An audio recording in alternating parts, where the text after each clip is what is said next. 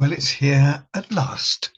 Today is the first day of proper spring, and after what has seemed to be a long winter, at last it's here. And I know it's actually been a mild winter, but it didn't seem like it. Spring is certainly a nice season to have, and I like all the seasons, but spring is definitely in the top four. I know how much I value the turn of the seasons, the steady pace and the inevitability, despite all the variations, the feeling that seed time and harvest will never fail. As time marches on, we are bound to lose some of our concern about seasons. We live a life inside buildings, with heated transport from door to door, involved in entertainment which is detached from our lives, especially as regards the time of year.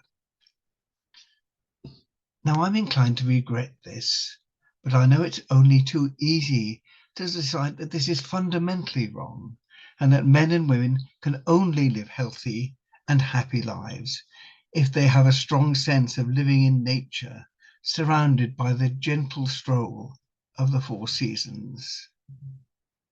But this just isn't true. In other parts of the world, seasons are quite different. In some countries, there are just two seasons, a wet one and a dry one. And in some, there's hardly any change in the climate, some change in the weather, but not in the sort of systematic way that we expect. And there are countries which have the seasons that we have, but with such a gentle change that is not something that they're really conscious of. And people in these places seem to manage. They seem to live as well and happily as we do.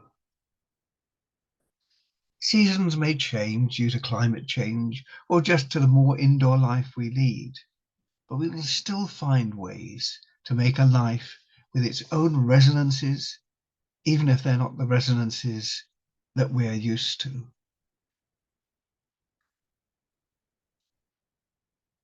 And now here's a poem by Robert Frost.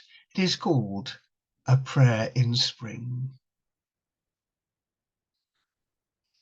Oh, give us pleasure in the flowers today, and give us not to think so far away as the uncertain harvest.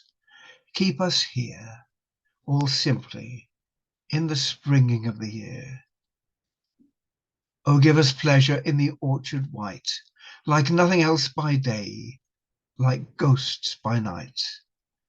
And make us happy in the happy bees, the swarm dilating round the perfect trees. And make us happy in the darting bird that suddenly above the bees is heard, the meteor that thrusts in with needle bill, and off a blossom in mid-air stands still.